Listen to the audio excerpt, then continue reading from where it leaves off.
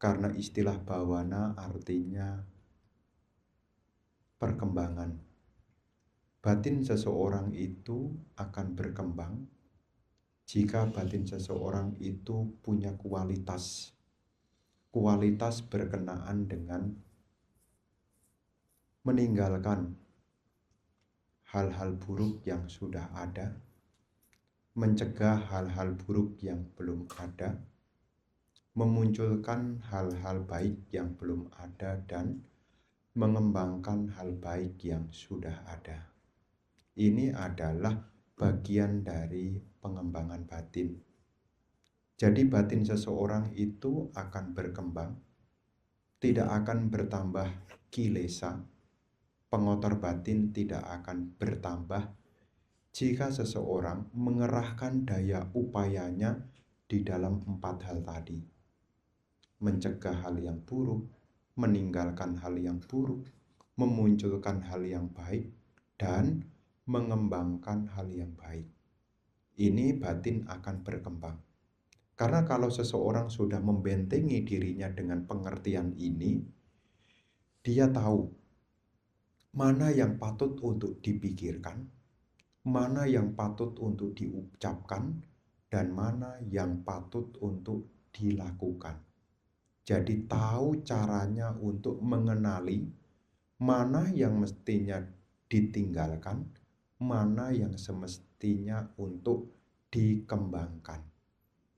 Hal apa saja yang semestinya patut untuk ditinggalkan, tidak lain adalah hal-hal yang bersama dengan pengotor batin. Loba, dosa, moha. Ini patut untuk ditinggalkan. Kapan waktunya mengembangkan batin? Sebetulnya mengembangkan batin itu tidak hanya saat duduk meditasi saja. Selama kita masih memiliki kesadaran, artinya masih mampu mengenali objek, disitulah semestinya kita juga tetap berlatih di dalam pengembangan batin. Jadi kapan waktunya ya? Tidak hanya di saat kita duduk saja. Makanya kan ada yang bilang ketika ditanya, sehari meditasi berapa kali? Oh, 2 kali Bante. Kapan? Pagi dan malam. Siangnya, sebetulnya siangnya dia sudah meditasi sebetulnya. Siangnya dia sudah meditasi. Tetapi dia menjawabnya adalah pagi dan malam. Kenapa kok siangnya disebut meditasi?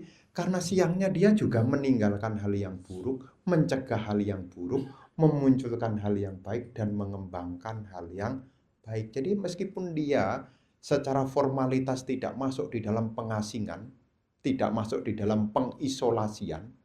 Biasanya meditasi ini urusannya dengan isolasi. Isolasi itu tidak hanya di zaman COVID ya.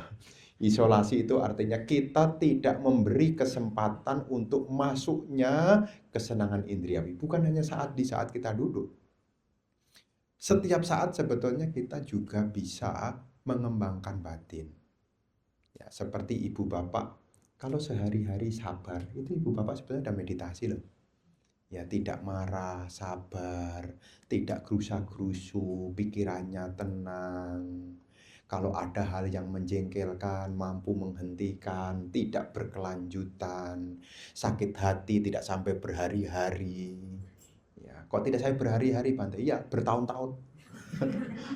Tidak sampai, ya, tidak sampai. Kenapa? Meskipun dia tidak dalam posisi duduk, sebetulnya ketika dia duduk langsung support gitu.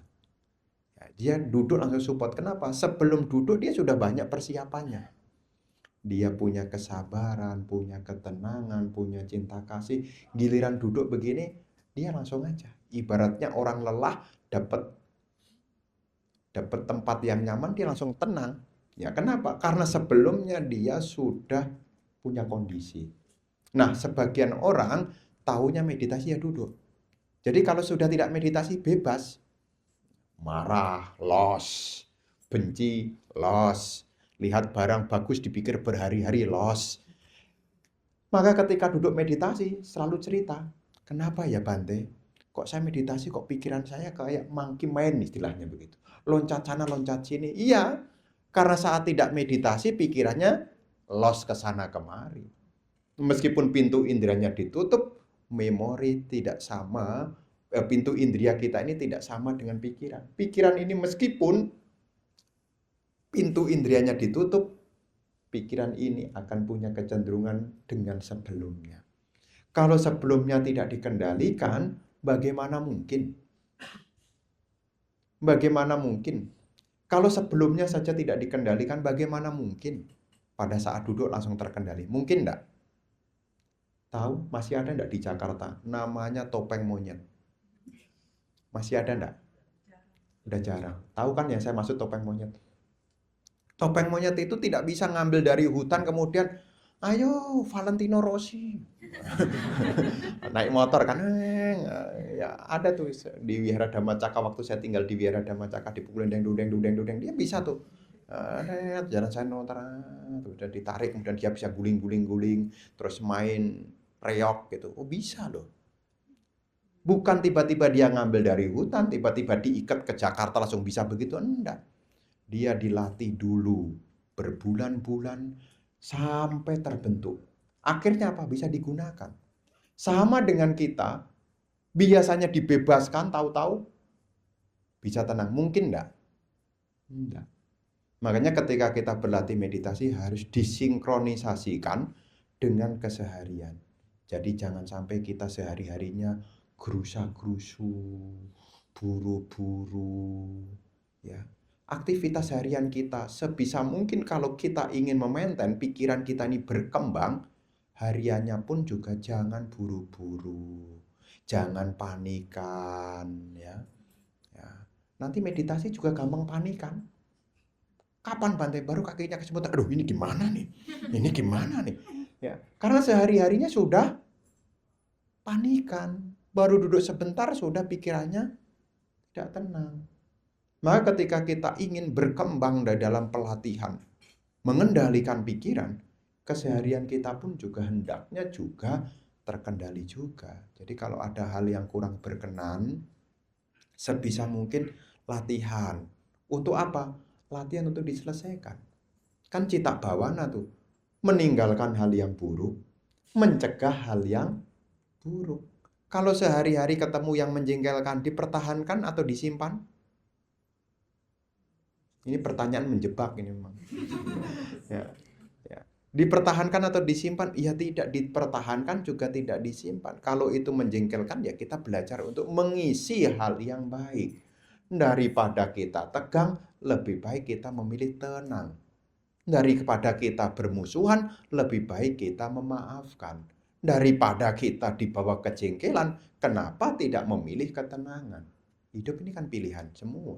Tidak ada yang menggariskan harus begitu.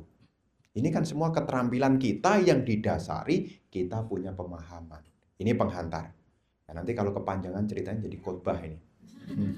Ya, jadi ibu bapak sekalian, ya. Jadi nanti supaya pengingatan ke depannya, ya sehari-hari tidak usah terburu-buru. Ya, kalaupun ada hal yang kurang berkenan, latihan untuk ya memaafkan. Setiap saat juga punya ketenangan. Kalau kita sudah membiasakan dengan sikap yang demikian, sewaktu kita ada keinginan duduk meditasi, itu pun juga akan mudah terkondisi. Ya, makanya di dalam orang berlatih samadhi itu harus didasari dengan sila. Sila itu artinya kebiasaan baik. Ya, sila itu kebiasaan baik. Jadi sila itu tidak sebatas yaitu Pancasila Buddhis. Punya kebiasaan baik, mengendalikan pikiran, mengendalikan ucapan, mengendalikan tindakan. Ini adalah kebiasaan yang baik juga. Kira-kira kalau ada orang bisa mengendalikan ucapannya, bisa mengendalikan perilakunya, baik atau tidak? Baik. Ya. Kalau dia sudah berlatih di dalam pengendalian, maka ketika dia menghendaki duduk, dia tidak akan kesulitan. Kenapa? Karena sebelumnya sudah berlatih. Ya, tapi kalau hari ini mau meditasi terus tadi sebelumnya sudah gigir-gigiran sama orang, ya masalah parkir mungkin ya. Mungkin. Jadi apa? Sisa dari sebelumnya juga terbawa. Dan pesan Bante, nanti kita gunakan waktu kurang lebih ya 45 menit. Bukan 30 menit. 45 menit. Karena saya kesini aja perjalanan 40 menit toh. Saya dari BSD ke sini tuh 40 menit tuh. Masa enggak ada untungnya? Hah? Masa datang ke sini 30 menit tuh. Perjalanan aja 40 menit tuh. Maka tak kasih untung 5 menit. Ya, tidak 1 jam, ya tidak 1 jam karena saya tahu penderitaan Anda. Ya, jadi kita gunakan waktu selama 45 menit terkhusus hari ini. Saya mengajak Anda untuk melatih ya karena waktunya terbatas jadi saya tidak mengajak Anda untuk berwipasana ya, tetapi saya mengajak Anda untuk mengembangkan ketenangan ya. Di dalam latihan pengembangan ketenangan ini tentu diharapkan ibu bapak untuk latihan perbanyak untuk menahan diri. Perbanyak untuk menahan diri. Menahan diri dalam rangka apa? Kalau ada hal, fenomena apapun yang muncul di dalam hati Anda, sebisa mungkin untuk jangan dikomentari. Latihan untuk tidak berkomentar. Ya. Kenapa? Karena kalau kita berkomentar itu akan memperbanyak munculnya sangkara-sangkara. Karena ketika orang berbicara, itu sebetulnya sudah melibatkan sangkara. Ya, sangkara tahu kan? Bentukan-bentukan pikiran namanya sangkara.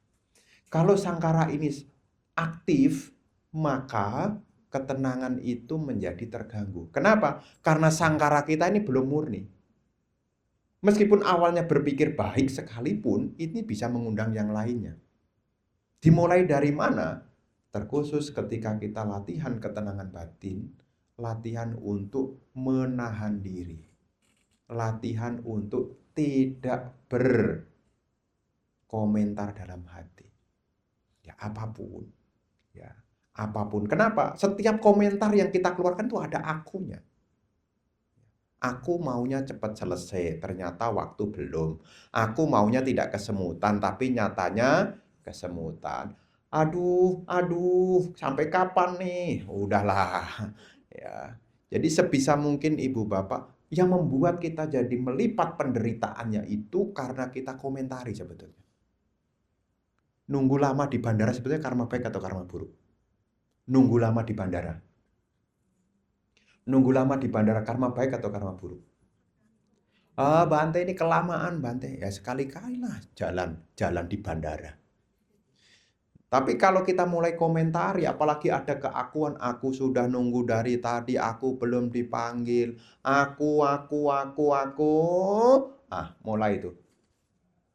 Ya, mulai apa? Kejengkelan akan bertambah. Dari mana biangnya? Ketika kita mulai berkomentar. Jadi sebisa mungkin dalam latihan nanti, ya Anda jangan menstimulus komentar-komentar. Ya, jadi jangan menstimulus komentar-komentar. Untuk apa? Untuk mengkondisikan supaya kita tenang. Makanya kalau ibu bapak di antara yang hadir hari ini pernah ikut retret ya.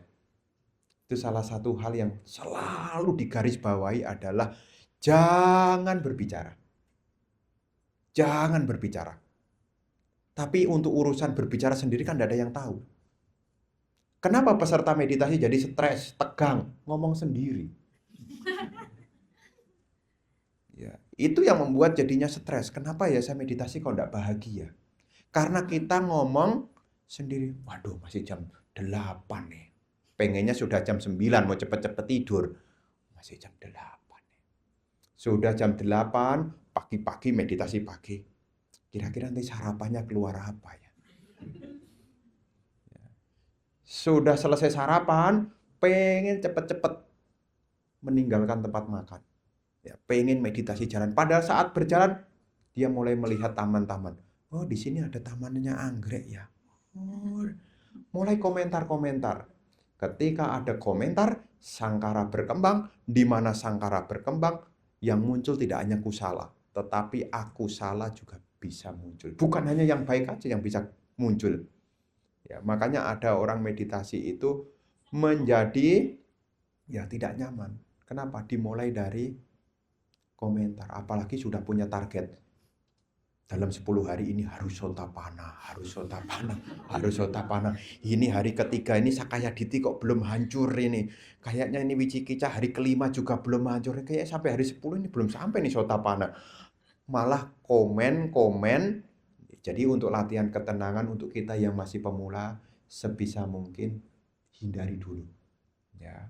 Termasuk apa yang sudah dipelajari untuk meditasi ketenangan, sementara jangan dikomentar. Nggak usah nyocok-nyocokan. Ini kayak Anapanasati Sutta ini. Ketika menarik napas masuk, digangwa pasang satu, digangwa asang satu. Ketika menarik napas panjang, tahu ini napas panjang nih, seperti Sutta ini. Napas keluar panjang seperti Sutta. Nah, jadinya kita tidak tenang. Natural aja dulu, jangan dikomentari dulu. Ya.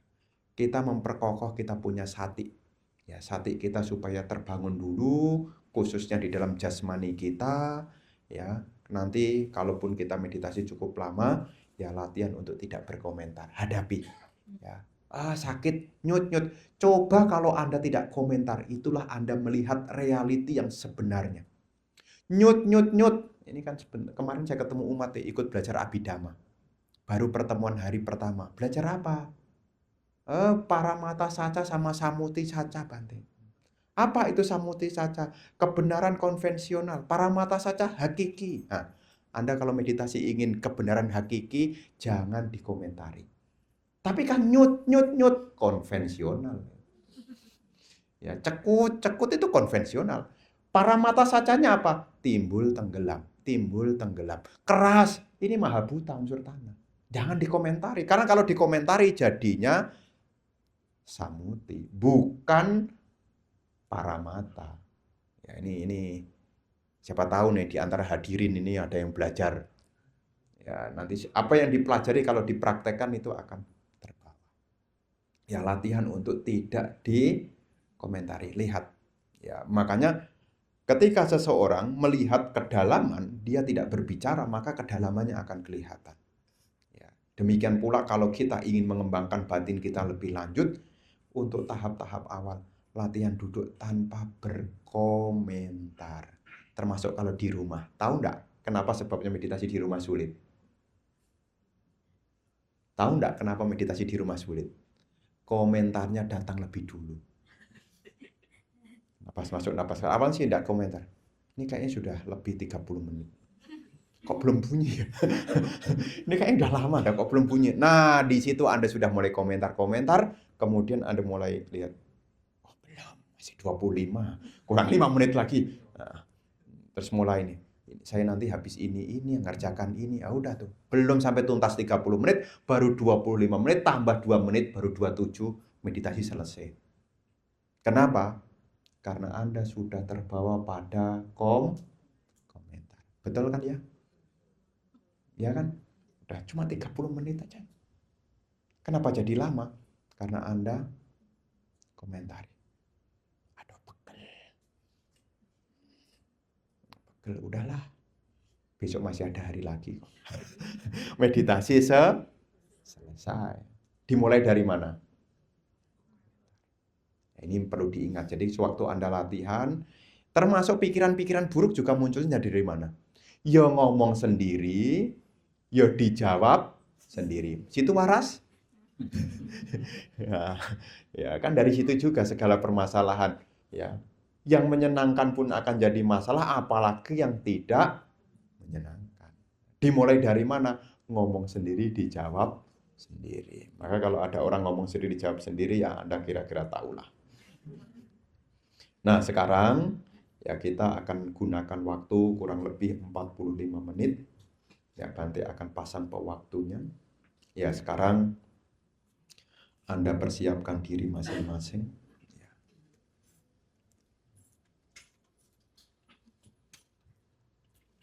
Ya, sekarang Anda duduk dengan nyaman. Ya, pastikan ya, Anda tidak usah buru-buru, duduk dengan nyaman.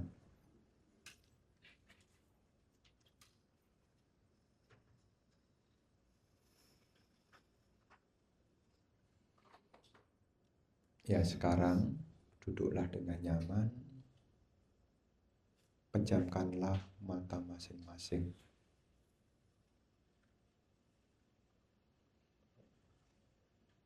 Lepaskan ketegangan-ketegangan yang ada pada tubuh jasmani Anda.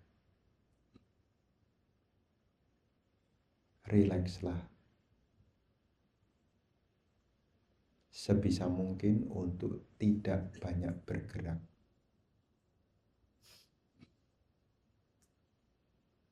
Diamlah di dalam ketenangan. Selama 45 menit ke depan, kita akan meletakkan perhatian kita pada napas masuk, napas keluar. Bernafaslah secara alami. Biarlah nafas ini sealami mungkin.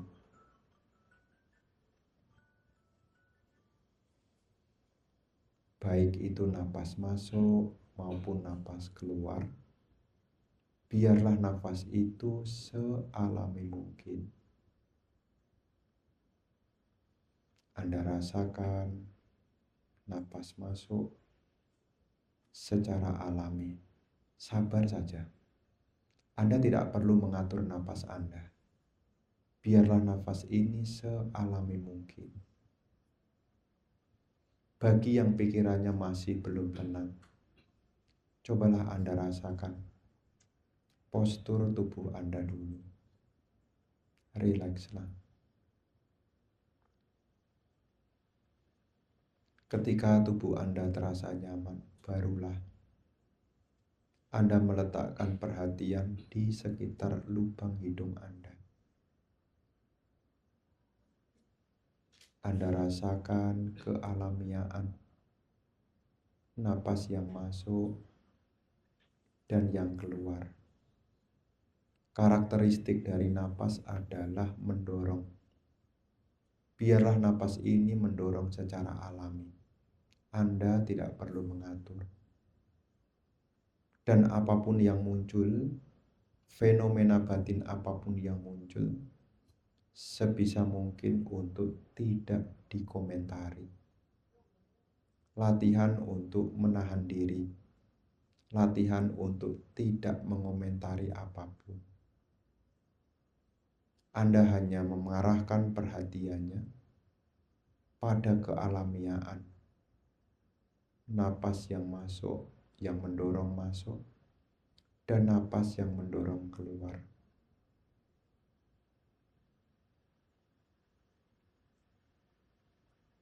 Ketika mungkin timbul lamunan, timbul pemikiran, arahkan lagi perhatian Anda pada kealamiaan napas yang masuk dan yang keluar secara alami. Sekali lagi, berlatihlah untuk tidak mengomentari apapun. Meskipun itu tidak nyaman, berusahalah untuk tidak mengomentari. Lihatlah sebagaimana adanya. Selama kita berlatih, jagalah perhatian Anda. Sekali lagi, berusaha untuk menghindari komen-komen di dalam hati. Diamlah di dalam ketenangan. Lakukanlah dengan hati yang bahagia. Rasakan napas masuk dengan hati yang bahagia. Dengan pikiran yang tenang, dengan pikiran yang bahagia, Anda rasakan kealamiaan napas masuk secara alami. Kalaupun jedanya sebentar atau lama, biar saja. Biar napas ini sealami mungkin. Itulah yang perlu Anda perhatikan. Meditasi kita lanjutkan.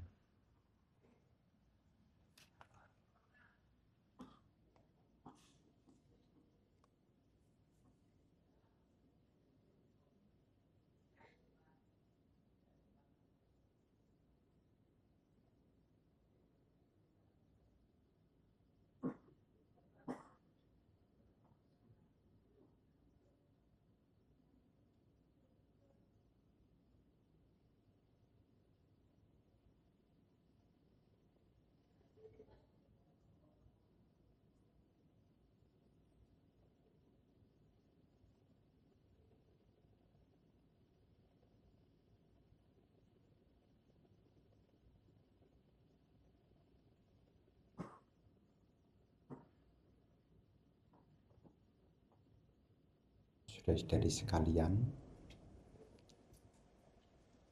dalam pertemuan yang singkat malam hari ini, sesungguhnya ada satu tema yang ingin Bante sampaikan sehubungan dengan latihan meditasi. Kenapa di dalam ajaran Sang Buddha ini, selain kita dianjurkan untuk tidak berbuat jahat, menambah kebaikan, kita juga dianjurkan untuk membersihkan kotoran batin. Karena di dalam ajaran Sang Buddha ini, Sang Buddha menunjukkan jalan untuk mengakhiri penderitaan. Dan di dalam jalan menuju akhir dari penderitaan ini, butuh yaitu kebijaksanaan. Kebijaksanaan itu digunakan untuk melenyapkan, yakni asawa, yang dalam jenis yaitu awija asawa. Tetapi sebelum seseorang itu mampu menghancurkan seluruh asawa ini, Sang Buddha menunjukkan jalan yang pertama adalah memiliki pandangan benar. Jadi seperti dalam kisah yang terjadi di dalam bulan Asada, yakni Sang Buddha membabarkan Dhamma pertama kali kepada Pancawakkhya Bhikkhu yang dikenal dengan Dhammacakkappawatana Sutta. Ketika khotbah itu dibabarkan, Sang Buddha menguraikan Dhammacakkappawatana Sutta, pemutaran Cakradhamma. Dari kelima Pancawakkhya ini, nomor satu adalah Bante Kondanya. Bante Kondanya bisa mengerti. Dan Bante Kondanya memperoleh pencapaian yang dikenal dengan pemasuk arus menjadi seorang Sotapanna. Nah, seseorang bisa mencapai Sotapanna ini kalau seseorang itu bisa melenyapkan jenis asawa, yaitu ditthi asawa. Ditthi asawa. Asawa itu ada 4. Ditthi asawa, kama asawa, bhava asawa, dan awija asawa. Nah, jadi kalau mau menjadi seorang Sotapanna, yang perlu kita kembangkan adalah melenyapkan ditthi asawa. Ditthi asawa itu bagaimana cara melenyapkannya? Di sini ibu bapak harus memahami tentang bagaimana pandangan kita terhadap diri. Bagaimana pandangan kita terhadap diri? Kalau kita tidak punya pandangan yang benar, kita punya anggapan bahwasanya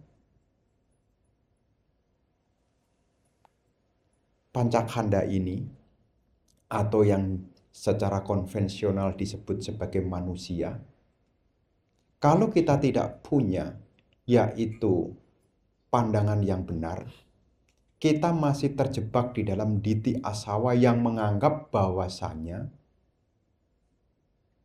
Pancakkhanda ini adalah ini milikku, ini aku, dan ini diriku. Makanya kalau seseorang itu punya pandangan benar, melenyapkan pandangan yang keliru, ditthi asawa itu lenyap, maka pencapaian seorang Sotapanna itu adalah mematahkan, yakni sakkaya ditthi. Sakkaya ditthi itu adalah pandangan keliru menganggap adanya diri yang kekal. Jadi kalau kita ingin menjadi seorang Sotapanna, kita harus melihat bahwasanya Pancakanda ini bukan milikku, bukan aku, dan bukan diriku. Nah, kita-kita ini masih diliputi oleh Ditthi Asawa. Kenapa? Karena kita punya anggapan bahwasanya pancakanda ini adalah hal yang memberi kebahagiaan. Jadi kita menganggap bahwasanya ya punya tubuh ini ya menyenangkan. Kebahagiaan itu ya lahirnya dari tubuh ini. Sehingga apa? Karena kita punya pandangan tubuh ini adalah menyenangkan, melahirkan pengertian ini milikku. Jadi karena tubuh ini menyenangkan, maka dengan sendirinya kita klaim ini milikku. Pokoknya kalau seneng-seneng yang enak-enak, milik siapa? Kalau punya tas masih bagus, kantong kresek masih bagus, tasnya siapa? Milikku. Tapi kalau sudah rusak, bukan milikku. Nah, kita punya pandangan juga begitu. Tubuh ini menghasilkan pengalaman menyenangkan. Sehingga apa? Kita pun juga punya pandangan bahwasanya tubuh ini adalah milikku. Rupa. Makanya ketika pembabaran Dhammacakkappavattana Sutta itu, Bante Kondanya mengerti. Setelah mengerti, menyimpulkan yang kinci samudaya damang sabatang nirodha damang. Artinya apa? Segala kemunculan, ya, segala yang perihal yang mengalami kemunculan, maka sewajarnya mengalami kehancuran. Ya, jadi hal ya, yang kinci samudaya, ya, perihal apapun yang mengawali dengan kemunculan, samudaya itu kemunculan, sabatang nirodha damang, hal itu akan mengalami kepadaman. Kalau orang melihat ini berubah, ini berubah, ini berubah, bisa enggak menyebut itu sebagai milikku? Kalau berubah-ubah kira-kira menyenangkan atau tidak menyenangkan? Jawabannya harus pada saat meditasi. Kalau Anda tidak meditasi, Anda masih mengklaim tubuhku ini adalah menyenangkan. Baru saat meditasi, baru Anda tahu ternyata tubuh ini berubah. Sudah mengalami belum tadi 45 menit? Sudah mengalami belum? Tubuh ini berubah atau tidak berubah? Berubah. Kalau sesuatu berubah berarti ada yang muncul dan ada yang padam.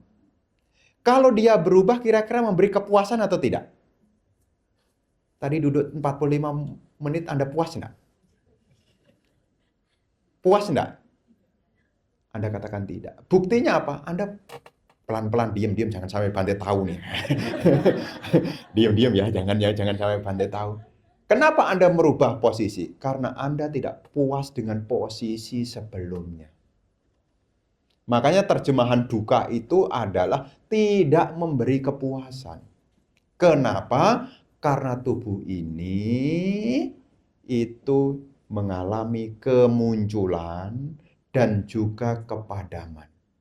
Jadi kalau kita sudah punya pengalaman meditatif, pandangan kita ini tidak akan keliru lagi. Yang semula kita punya pengalaman, pandangan sebelumnya, tubuh ini adalah menyenangkan. Makanya kalau kita belum meditasi, kita masih mengklaim tubuh ini menyenangkan.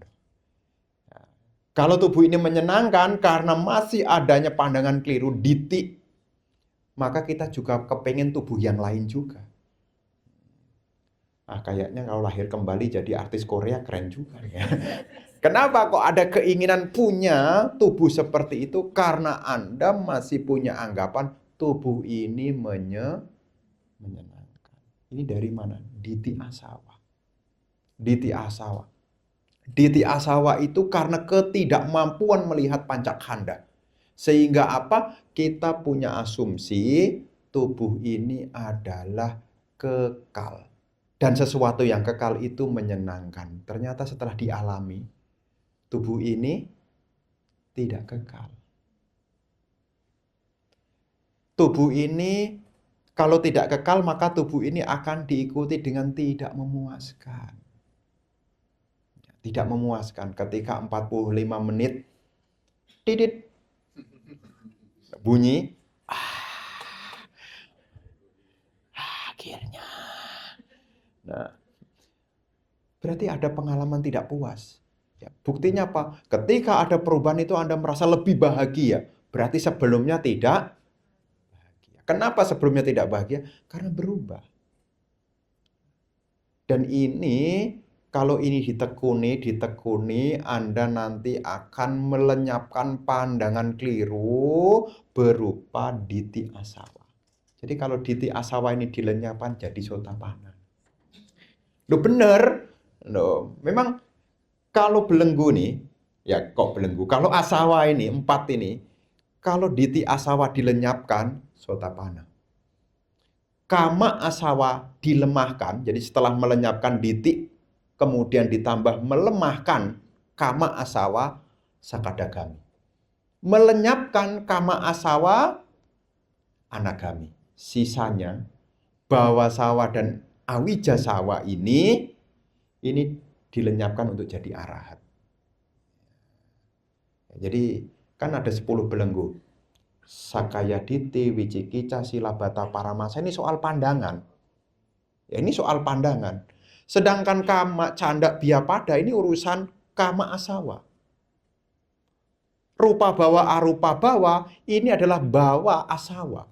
Dan mana, udaca, dan awija ini adalah awija sawa. Jadi kalau seandainya kita jadi umat Buddha, tekun di dalam memperkokoh kita punya diti. Diti kita lenyapkan, punya pandangan benar. Sebetulnya untuk mencapai sotapana itu tidak sesuatu hal yang sulit. Ya. Ini saya kasih kabar juga. Ya. Kenapa? Karena begitu. Tapi lagi-lagi karena kita meditasinya tidak kontinu, sehingga apa? Kecenderungan kita bukan melihat ke dalam, tapi kecenderungan kita melihat keluar. Kalau ada produk bagus keluar launching, kemudian kita berpikir, boleh juga. Dan kita menganggap objek dari rupa sebentar lagi akan jadi milikku. Kalau objeknya adalah kita anggap milikku, apalagi indrianya.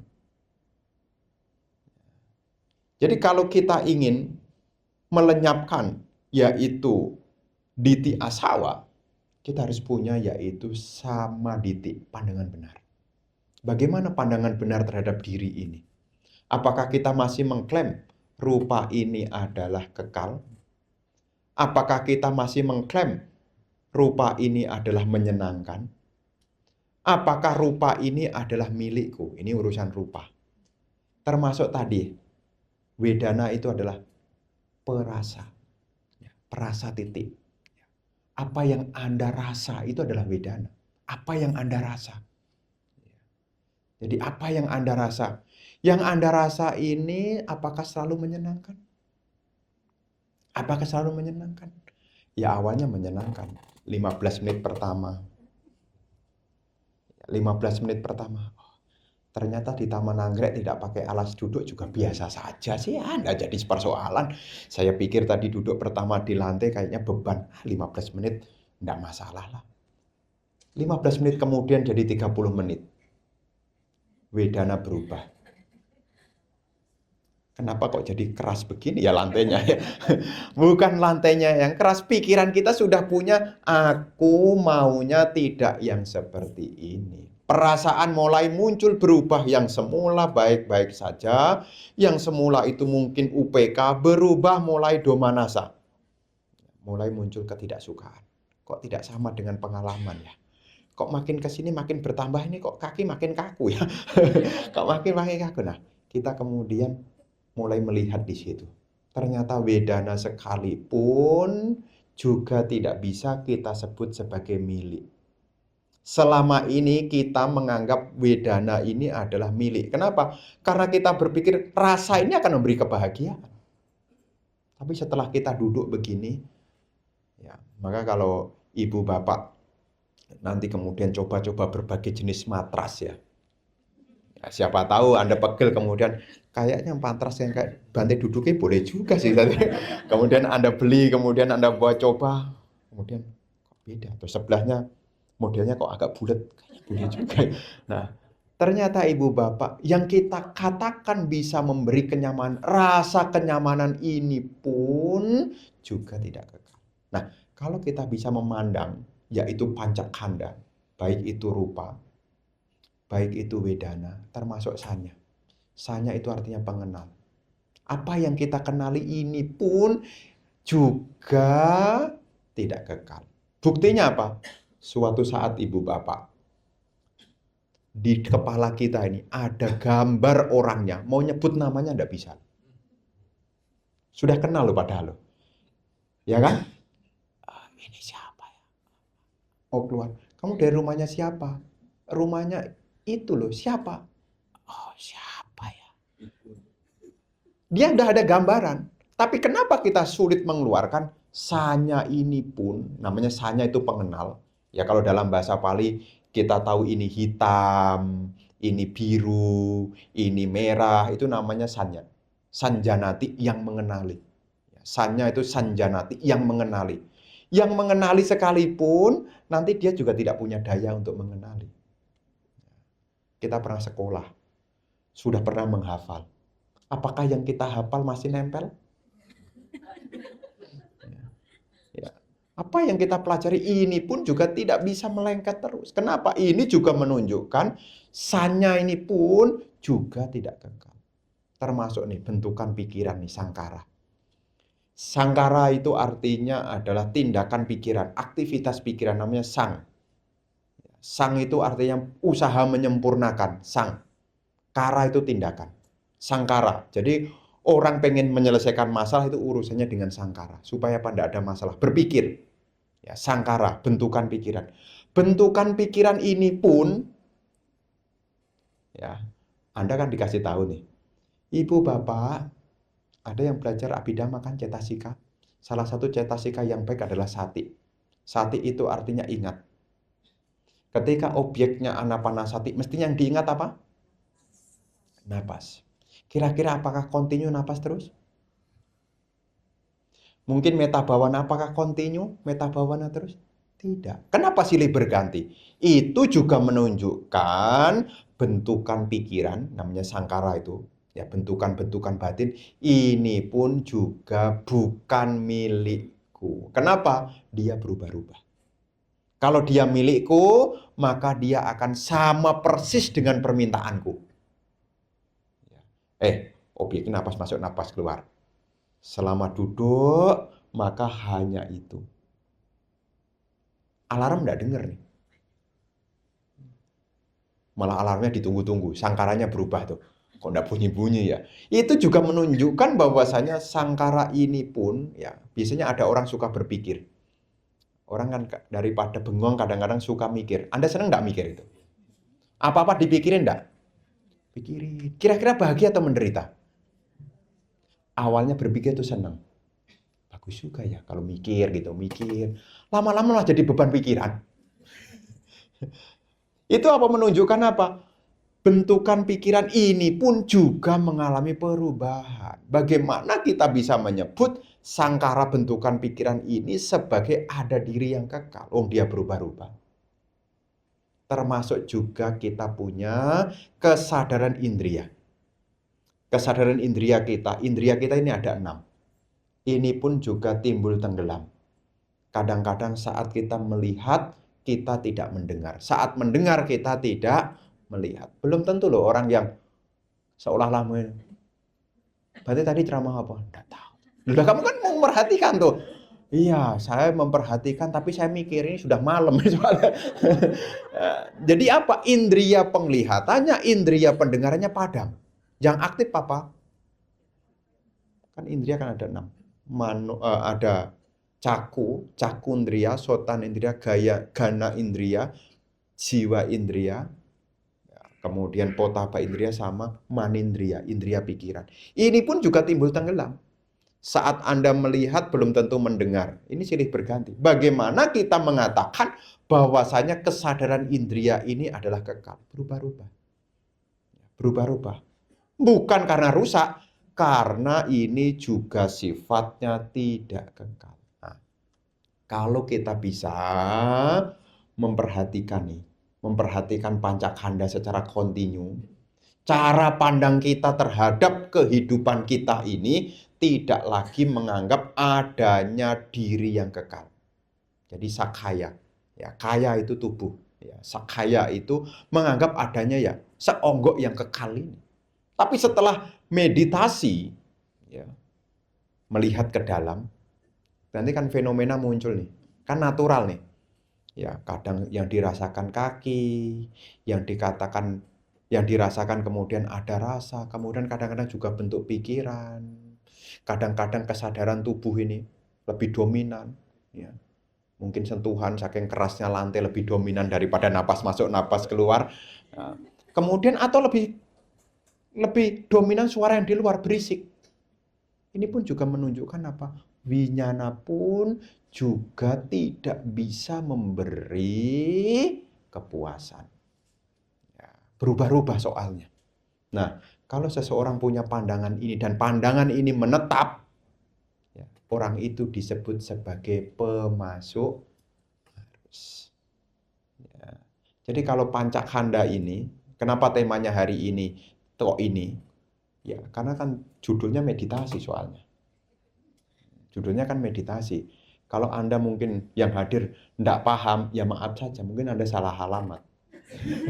Ya, karena temanya meditasi, tujuan dari meditasi ini adalah menjadi, ya langkah pertama adalah sebelum kita melenyapkan yaitu awija sawa, kita harus melenyapkan dulu diti asawa. Pandangan kita mesti kita tinggalkan. Pandangan keliru mesti kita tinggalkan. Nah, kalau seseorang punya pandangan benar terhadap tubuh ini, yang bukan milikku, bukan aku, bukan diriku, maka kelekatan pada tubuh ini sudah mulai bisa ditinggalkan. Kama asawa pelan-pelan mulai ditinggalkan. Tidak lagi punya kegandrungan seperti sebelumnya, meskipun masih ada. Seorang sotapana itu masih bisa seperti perumah tangga begini. Tetapi bedanya adalah cara pandangnya sudah berbeda. Cara pandangnya sudah berbeda. Maka ketika kita latihan meditasi, kenapa tadi saya sampaikan, cobalah Anda tidak berkomentar. Supaya apa? Anda benar-benar tahu apa yang sesungguhnya Anda alami. Tidak pakai kebenaran konvensional, benar-benar reality. Ya. Jadi nyut, nyut, nyut. Nah, itu menunjukkan, ya, ternyata fenomena batin ini, ya, ini nanti urusannya dengan apa? Pemahaman kita dengan pancakanda ini. Kalau kita tidak punya pandangan benar, maka selama ini kita ya mengklaim ini ya tubuh. Maka ketika tubuh ini kenapa-kenapa, batin juga jadi goyah. Ya. Kenapa? Karena tidak punya pandangan benar.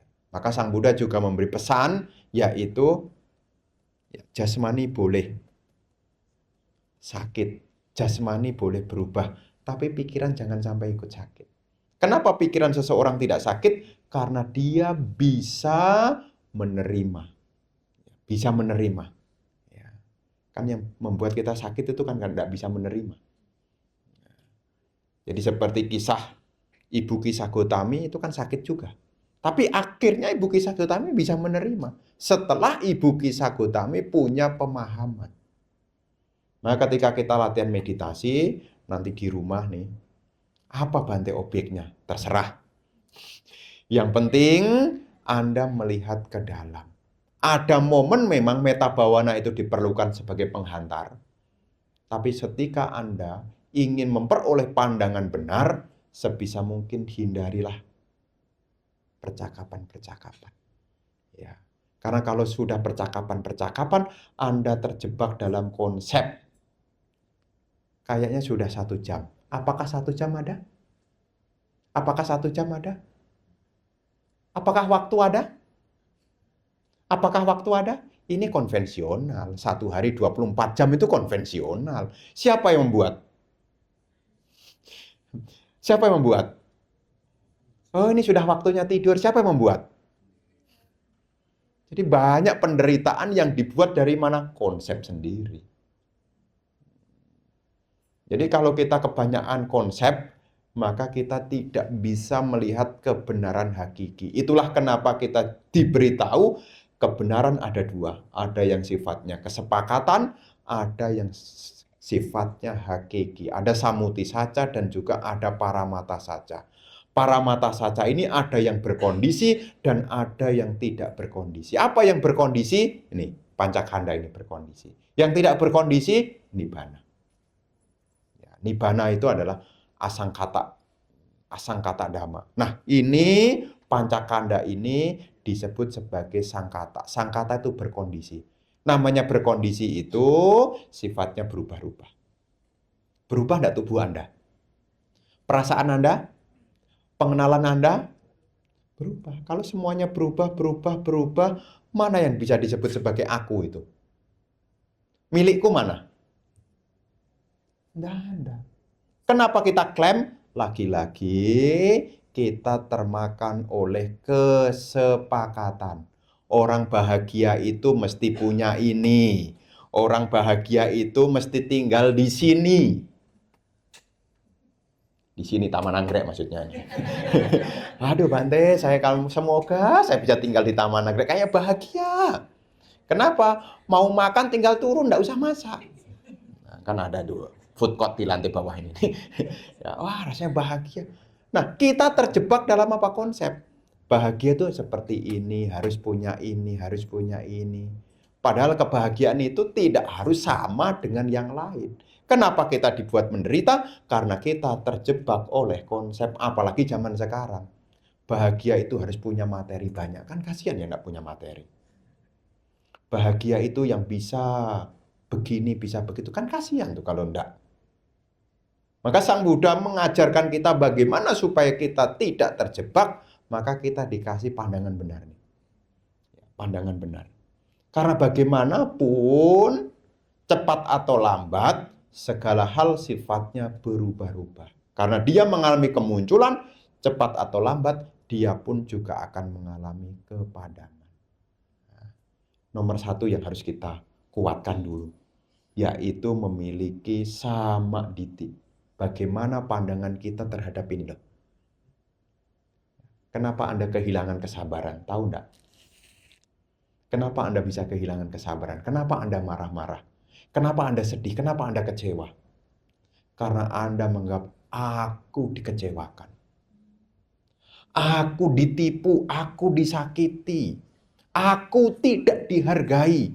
Ketika dia masuk ke Vipassana, mana aku ya? Makanya ajaran Dhamma ini membawa pada akhir penderitaan. Untuk apa? Meruntuhkan pandangan aku. Karena penderitaan itu muncul ya dari aku. Aku ditinggalkan, makanya aku sendirian. Lahir aja sendirian, apa enggak ingat kita? Ya kan?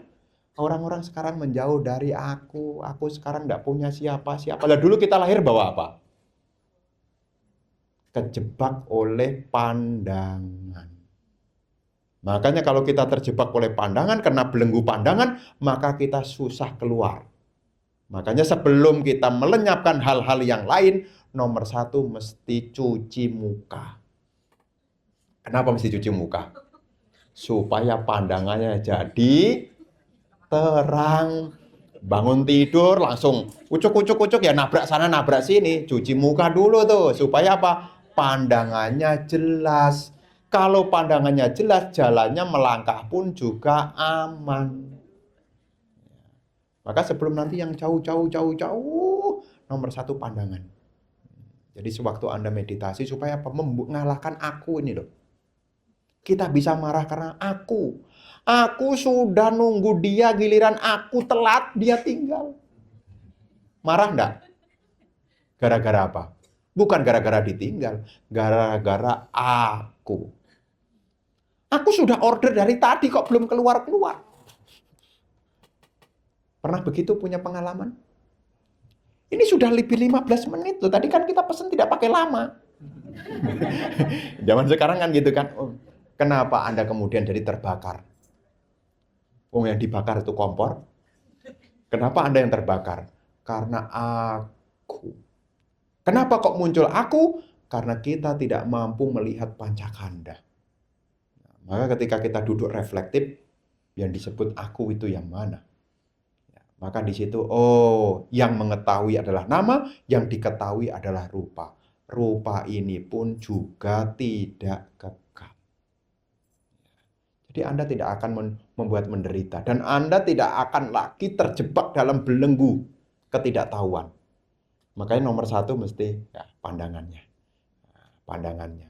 Ya, inilah gunanya meditasi Buddhis itu untuk merubah pandangan. Makanya Bante Kondanya itu, sebelum beliau menjadi arahat, yang dirubah nomor satu adalah cara pandangnya. Kenapa? Karena zaman dulu itu punya pandangan. Yang namanya membakar kilesa adalah menyiksa diri. Jadi untuk kilesannya lenyap itu yang menyiksa diri. Maka ketika Sang Buddha datang kan awalnya tidak menerima. Ya, asalnya kan kalau Anda baca ceritanya kan awalnya kan kong kali kong. Udah biarin aja. Kalau Sang Buddha datang nanti tidak usah disapa, biarin aja. Ya kan? Mereka akhirnya sepakat deh. Kenapa? Karena sebelumnya mereka menganggap bahwa Sang Buddha ini gagal. Kenapa? Meninggalkan praktek yang keras, mulai menjaga kesehatan, menerima makanan supaya tubuhnya sehat. Pancawagya ini berpikir, ini gagal nih. Nah, kemudian ke orang gagal datang. Udah biarin aja. Kan sama seperti kita nih. Maksud si Bante iya. Kalau Anda punya saudara kaya sukses, dia datang, sambut atau didiemin? Berdiri. Wah, sambut. Kenapa? Sukses. Bahkan tidak saudara sekalipun aja kalau ada orang sukses disaudara-saudarakan. Kamu tinggal di mana? Oh, saya tinggal di Ketapang deket ini ya. Oh iya, iya, iya. Oh, kamu dari, oh iya, dia juga saudaranya tetangga saya. Tetangga saya itu saudara saya juga itu. Kalau sukses. Tapi kalau saudaranya tidak sukses, dia datang, udah biarin aja. Nah, ini juga berlaku nih. Ketika Sang Buddha dianggap tidak sukses oleh Pancawagya itu, mereka juga awalnya sepakat. Udah tidak bisa diterima, biarin aja. Kan begitu kan? Di dalam cerita itu kan, kalau mau duduk silahkan duduk. Kalau mau dimanapun ya silakan, mau biarin aja. Mau duduk di tikar, mau duduk di mana, biarin aja. Tapi ternyata makin dekat, kok Sang Buddha kok berbeda ya? Auranya berbeda, perhatiannya berbeda. Yang awalnya mereka sepakat untuk tidak menerima, jadi lupa. Kenapa? Ini orang berhasil nih. Meskipun awalnya mereka menerima, tapi dalam dirinya masih ragu-ragu. Dan membuat dia tidak ragu lagi setelah Sang Buddha mengajarkan Dhammacakkappavattana Sutta. Ketika Dhammacakkappavattana itu disampaikan, mantap cara pandangnya. Sampai-sampai menyatakan diri mau menjadi murid. Jadi dalam kisah ini Ibu Bapak, kita diingatkan tentang apa? Pentingnya memiliki pandangan. Nah, ketika kita latihan meditasi, bukan hanya kita mencari tenang, karena meditasi Buddhis itu ada tujuannya untuk apa? Melenyapkan kemelekatan yang penyebab penderitaan, ya, yang dimulai dari melenyapkan cara pandang yang keliru terhadap pancakanda ini. Ya, kalau pancakanda ini bisa dimengerti dengan baik, tahu, ya ini semua tidak kekal. Kemarin saya pergi ke Sunter, ya, pas hari tanggal 12 Juli, ada umat. Kok saya perhatikan Bante kok udah berubah ya? Iya. Kok Bante udah ngejar saya? Ngejar apa? Saya bilang.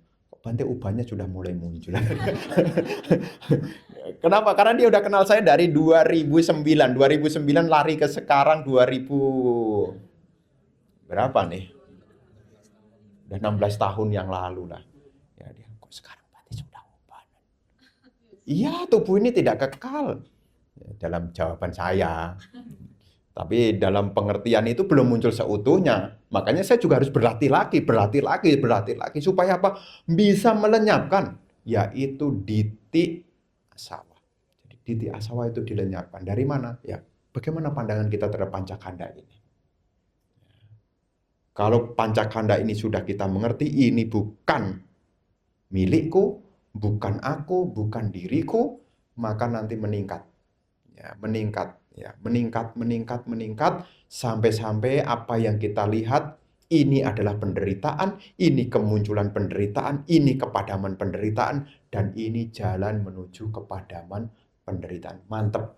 Ya, jadi kita punya kemantapan. Ya, jadi nanti kita ya larinya ke sana. Maka ketika kita meditasi ya latihan lah ya. Ya, di rumah latihan, ya, minimal latihan untuk tidak berkomentar dulu supaya bisa melihat reality yang sesungguhnya yang kita alami. Sudah 858. Jadi apa yang saya sampaikan, ya saya hanya bahas nomor 1 aja, Diti Asawa saja. Ya, karena kalau dilanjutkan Kama Asawa, Bawa Asawa, Awija Asawa bisa sampai jam 10. Ya, jadi yang pertama inilah yang perlu kita mengerti sehingga kita tidak lagi melekati kita punya pancakanda ini. Ya, inilah yang ingin saya sampaikan di pertemuan malam hari ini. Masih ada waktu jika ada yang mau bertanya. Silahkan.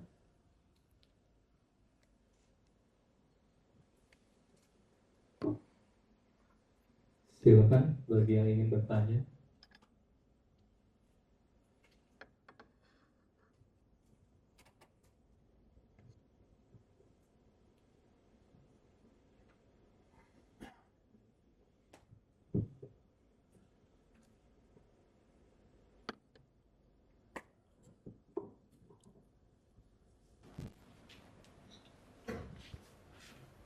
Namo Buddhaya Bante. Ya. Izin bertanya. Ini bukan milikku, ini bukan aku, bukan diriku. Kalau konsep hukum karma gimana Bante? Kita berbuat baik, berbuah kebahagiaan. Nah ini apakah kan karma milikku juga kan? Nah jadi maksudnya konsep anatta sama hukum karma gimana Bante? Terima kasih Bante. Ya. Nah, bagaimana membedakannya konsep kama dengan anatta? Membedakannya adalah di mana ada kama, maka di situ masih ada cetana. Orang berbuat baik tentu mengharapkan apa? Kebahagiaan. Kenapa mengharapkan kebahagiaan? Milikku. Ya, jadi tanpa kita sadari, meskipun kita membuat karma baik sekalipun, itu pun kita juga masih punya pandangan keliru juga sebetulnya. Meskipun di dalam Samaditi Sutta disebutkan orang yang punya pandangan benar itu adalah orang yang tahu mana perbuatan baik, mana perbuatan buruk, tapi belum sukses. Kenapa? Karena masih menganggap adanya milikku. Kalau saya berbuat baik, buahnya kebahagiaan. Kalau bahagia, pengen diputus atau pengen dilanjut? Kalau bahagia pengen dilanjut atau pengen diputus? Aduh, saya udah enggak pengen bahagia lagi kok. Enggak. Ya, kita masih punya yaitu dorongan kemenjadian. Masih ada apa? Kama tanha. Jadi masih ada kama tanha. Jadi bagaimana konsep kama dengan anatta harus dilihat. Karena kalau kita memahami kama ini tidak lengkap, nanti kita masih menyimpan yaitu kama adalah milikku. Dari mana? Dari pengalaman menyenangkan itu. Dari pengalaman menyenangkan. Nah, kenapa kita klaim sebagai milikku? Ini balik lagi ke konsep. Kenapa kita katakan milikku coba? Karena hal itu adalah menyenangkan tanha sebetulnya. Yang melahirkan konsep milikku adalah tanha. Tanha itu apa? Pengalaman menyenangkan. Jadi semua hal yang pengalaman menyenangkan itu akan kita klaim milikku. Lagunya Arin itu jelas-jelas lagunya Arin kok. Tapi kenapa lagu itu kamu klaim ini lagu favoritku? Ini punya Arin kok, punyamu. Apa dasarnya? Itu kan punyanya Arin. Kenapa punyamu? Karena suaranya itu menyenangkan. Sehingga apa? Aku maunya lagu ini aja. Diputar lagu Mama How itu. Ini lagu apaan sih ya? Ya kan ada lagu tuh Mama How tuh. Ya. Ini lagu apaan ya? Nah, kenapa kita menolak itu? Karena kita anggap ini tidak menyenangkan. Tapi kalau itu menyenangkan, sekali mendengar, kok bagus juga ya. Apa judulnya? Oh, judulnya ini. Oh, kalau gitu saya unduh, dimasukkan ke HP-nya. Kenapa dimasukkan ke HP-nya? Kenapa disimpan di HP-nya? Karena menyenangkan. Jadinya apa kalau menyenangkan? Ini milikku. Ketika dicari-cari judul itu ternyata kedelet, sedih atau menderita atau senang? Kemarin kemana ya diputer-puter? Apa judulnya ya? Anda kemudian jadi penasaran, dibuat menderita. Kenapa? Karena masih ada kegandrungan. Tanha. Tanha itu melahirkan milikku. Nah, karma itu pun kalau itu adalah menimbulkan pengalaman menyenangkan, maka kita akan buat karma. Maka untuk keluar dari samsara baya ini tidak gampang. Ya, makanya kama, wipaka, kilesa. Ya, kilesa menghasilkan karma, karma menghasilkan buah. Kalau berbuah muncul kilesa lagi. Punya toko, maju, pengen buka cabang enggak? Punya toko, tokonya maju, punya kepengen buka cabang lah. Mau. Cabangnya banyak, cukup enggak? Enggak cukup. Kama melahirkan wipaka, buah. Buah itu pun kalau enggak diwaspadai akan menghasilkan kilesa. Kilesa itu dorongan ingin lagi. Tindakannya dilakukan lagi, muncul karma lagi. Maka muter. Kewihara doanya, semoga, masih pengen lahir lagi. Semoga lahir kembali jadi orang kaya, bla bla bla bla bla bla. Wihara sini, kewihara BSD juga begitu. Semoga lagi. Kenapa? Ternyata orang punya duit itu bahagia. Nah, di situ menghasilkan apa? Kilesa lagi. Apakah kalau punya pengalaman menyenangkan ingin mengakhiri menyenangkannya? Enggak. Kenapa? Ada aku di situ. Ya. Pengalaman menyenangkan melahirkan milikku. Dan kalau sudah ini milikku, jadi sombong kita. Nih, aku. Namanya mana, kesombongan itu dari aku. Ya. Kalau milikku itu dari yang menyenangkan, kesombongan itu klaim. Kalau sukses, aku. Kok diriku? Karena kita tidak mampu melihat pancakanda. Kita anggap diriku. Nah, jadi 3 ini disebut sebagai tanha, mana, dan diti. Dikepalai oleh apa? Tanha. Lagi-lagi itu tanha. Kenapa orang membuat karma lagi? Karena terbakar oleh tanha. Kalau ingin menyenangkan, ingin hal yang menyenangkan, buat lagi. Makanya sangkara itu. Awija pacaya sangkara. Sangkara pacaya winyana. Karena ketidaktahuan orang buat karma terus, maka dia lahir terus tuh. Ya, lahir karena tidak tahu, buat karma lagi. Lahir lagi, tidak tahu, buat karma lagi. Terus. Kenapa Sang Buddha mengajarkan tentang hukum karma, Bante? Kalau itu anatta. Supaya kita menjadi tahu tentang kemelekatan pada aku. Dari mana Sang Buddha mengajarkan karma? Salah satunya beliau itu punya tewija, 3 pengetahuan. Pengetahuan yang pertama adalah pube newasanusati nyana. Beliau tahu, ini di jam jeda pertama, waktu hari Waisak. Beliau mengingat kehidupan lampaunya. Lahir di mana, jadi apa, begini-begini. Kemudian jam jaga kedua. Ya, jam jaga kedua adalah catuk papatak nyana. Atau disebutkan yang lain adalah dibacaku, penglihatan. Tahu makhluk itu lahir di mana, apakah suka maupun tidak, bergantung dari karma. Makanya di jam jaga ketiga, beliau mencapai asawak kaya nyana. Bagaimana supaya tidak lahir lagi? Jangan buat karma. Apakah bisa Bante tidak buat karma? Bisa. Dari mana? Cara pandangnya. Kalau karma itu dibakar dimotori oleh tanha, tanha itu muncul karena anggapan milik, pertanyaan siapa yang menganggap milik? Pandangan keliru. Maka yang diubah apa? Pandangannya dulu. Dari mana merubah pandangan keliru itu? Memahami tentang pancakanda itu. Pintunya harus dari situ. Kalau orang sudah paham pancakanda, ya pancakanda sudah dipahami, maka dia tahu bahwasanya tanha ini tidak patut untuk dilekati. Ya, kalau tahu tentang pancakanda, ya, maka harus sedikit banyak belajar Setiap hari Anda sebetulnya bersekutu dengan pancakanda. Ya. Hanya karena kita tidak familiar dengan istilahnya, sehingga kita tidak bisa menandai. Duduk begini, ini sebetulnya adalah aktivitas dari pancakanda. Duduk. Yang rasanya berat ini adalah rupa. Nih, Anda duduk berat atau ringan? Kemudian rasanya kok keras ya Bante duduk di bawah lama-lama ya. Nah, Anda tahu diri Anda keras itu adalah rupa. Yang keras itu adalah rupa. Yang keras, yang berat. Kira-kira kalau AC-nya tidak dingin rasanya apa? Itu rupa juga. Ya, itu sebetulnya rupa juga. Anda tahu panas, berat, ya, itu adalah rupa juga.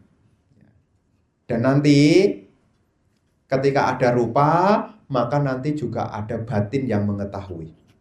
Karena rupa itu tidak bisa dikenali tanpa batin. Jadi kita tidak akan tahu keberadaan rupa itu kalau tidak ada batin. Setelah mengetahui rupa, dampaknya batin juga terpengaruh. Kalau keras, panas, kira-kira senang atau tidak senang? Tidak senang. Kalau tidak senang ditandai atau dilupakan? Ditandai. Nanti saya duduk jangan di situ, agak depan sedikit. Ditandai itu. Sanya bekerja di situ. Nah, sangkara juga berpikir, kayaknya saya duduk terlalu belakang ya, sehingga tidak kebagian AC. Mulai sangkara berpikir. Nah, kemudian winananya mulai merasakan, potabak winyana, sentuhan, mulai merasakan. Jadi setiap saat itu kita pancakanda ini ya bisa kita kenali, bisa kita ketahui. Selama kita mengerjakan sesuatu tidak buru-buru. Selama kita punya ketenangan, kita tahu. Nah, jadi nanti penjelasan tentang anatta dengan karma. Kenapa orang buat karma? Karena masih punya anggapan ata, ini aku. Ini aku. Sehingga masih punya wish. Semoga aku. Terus siapa Bante yang tidak ada keinginan untuk menjadi apapun? Arahat. Kita menjadi sotapana itu masih ada keinginan. Makanya maksimal kelahirannya 7 kali. Masih ada keinginan lahir lagi. Masih buat karma juga. Masih ada buat karma juga. Jadi kenapa orang membuat karma? Ya karena masih diliputi oleh diti awalnya, kama, bawa, dan asawa. Ya, artinya masih diliputi oleh penghanyut, namanya asawa. Ya. Terus kalau orang itu sudah mencapai arahat, sebutannya tidak lagi karma, namanya kirya. Kirya itu ada benih tapi benihnya sudah dimasak. Kira-kira tumbuh lagi enggak? Enggak mungkin. Seperti benih kacang, kacangnya sudah direbus, maka mau ditanam dimanapun, enggak mungkin ada tunas. Meskipun kelihatannya melakukan karma, enggak akan ada wipaka. Kenapa? Loba dosanya, dosa amohanya sudah lenyap semua. Kalau loba dosa dilakukan jadi karma buruk, aloba dosa amoha dilakukan jadi karma baik. Kan serba salah nih. Banyak karma buruk menderita, banyak karma baik bahagia. Masih lahir lagi. Kenapa ada kelahiran? Lagi-lagi karena masih adanya asawa. Jadi dalam hal ini ya karma masih nempel dengan kita. Masih nempel dengan kita. Jadi kalau seandainya apa kaitannya karma dengan anatta? Anatta itu kalau sudah mencapai. Kalau belum mencapai masih buat karma. Ya seperti kita masih pakai semoga ini. Semoga. Artinya masih buat karma. Kalau begitu karma itu berguna enggak Bante? Berguna. Khususnya karma baik. Karena karma baik itu akan mendukung dalam praktek dhamma. Tapi karma baik itu tidak bisa mencabut kilesa. Hanya kalau punya karma baik bisa melonggarkan penderitaan. Melonggarkan. Ya, makanya kalau orang sakit masih punya karma baik, ya punya duit untuk berobat.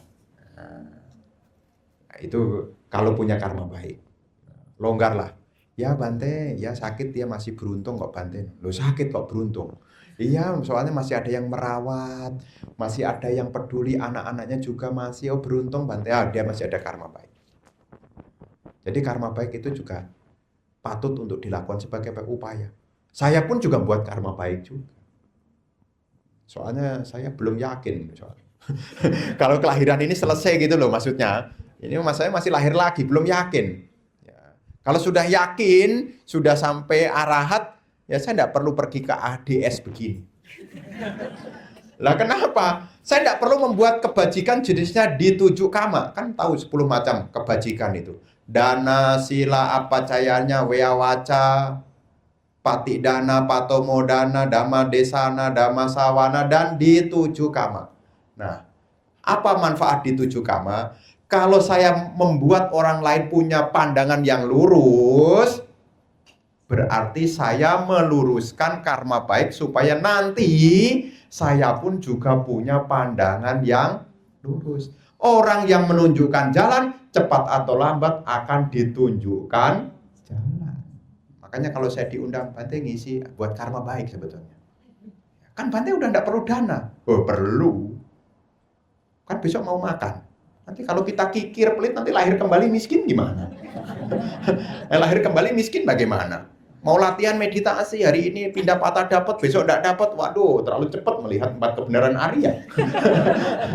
Gimana? Maka supaya agak ringan, nah kita punya dana, harus berbagi nih, jangan kikir. Ya tetap tuh, maka ada 10 Dasak punya Kiryawatu, dan yang terakhir kan di 7 kama. Di 7 kama nanti erat kaitannya dengan apa? Pencapaian melenyapkan kilesa. Kalau kita meluruskan pandangan, maka kita juga menanam untuk diri sendiri juga. Ya, supaya apa? Nanti kalaupun kita salah pandangan, dulu sudah menanam, itu akan muncul. Jadi tetap buat karma baik nih. Oh berarti Bante udah enggak perlu karma baik. Oh perlu banyak. Kan anatta Bante. Oh jangan buru-buru. Jangan buru-buru. Ya, jangan buru-buru. Nanti targetnya ya anatta, supaya kita tidak lagi menganggap sebagai ini bukan milikku, bukan aku, bukan diriku. Tapi sebelum sampai di sana, kita harus memiliki pandangan yang benar dulu. Dan untuk memiliki pandangan benar itu harus punya kebajikan. Ya. Dari mana Bante? Dari praktek yang pertama. Jangan kikir aja. Kenapa? Kalau orang kikir, selain sulit masuk di alam surga, orang kikir itu tidak punya teman. Lah kalau tidak punya teman, tidak ada yang mau kasih tahu. Tapi kalau kita tidak kikir, berarti kita punya teman. Banyak teman berarti banyak kasih tahu. Jangan ke situ. Siapa yang kasih tahu? Teman. Makanya Sang Buddha juga dalam praktek kebajikan diajak untuk membuat karma baik, berdana. Awal tuh. Kan anatta Bante, nanti akan anatta. Kalau sudah diti asawa dilenyapkan, ya, kama asawa dilenyapkan, bawa asawa dilenyapkan, awija asawa dilenyapkan. Nanti kita lihat, oh ternyata ini tidak ada yang pantas disebut sebagai ini milikku, ini aku, ini diriku. Itu puncaknya itu. Ya, ini Anatta Lakkhana Sutta, ini puncaknya ini. Makanya di dalam Dhammacakkappavattana Sutta kan setelah Dhammacakkappavattana Sutta disampaikan menjadi Sotapanna. Dilanjutkan lagi Sang Buddha membabarkan Anatta Lakkhana Sutta, barulah Pancawagya jadi arahat, baru paham soal anatta. Kan ditanya, rupang anicang wedana anicca, kan ditanya, bagaimana pandanganmu para biku, apakah rupa ini kekal atau tidak kekal? Oh tidak kekal Bante. Kalau rupa ini tidak kekal, apakah ini membahagiakan atau tidak membahagiakan? Tidak membahagiakan Bante. Kalau ini tidak membahagiakan, tidak kekal, apakah ini bisa disebut sebagai ini milikku, ini aku, ini diriku? Tidak Bante. Nah, itu. Sehingga apa? Asawa-asawa yang lainnya langsung lenyap. Arahat. Arahat. Tapi kalau untuk mencapai arahat ya meditasinya ya tidak hanya waktu sitting aja. Ya setiap saat ya melatih melepaskan keakuan ya. Ini tambahan ya, begitu. Terima kasih.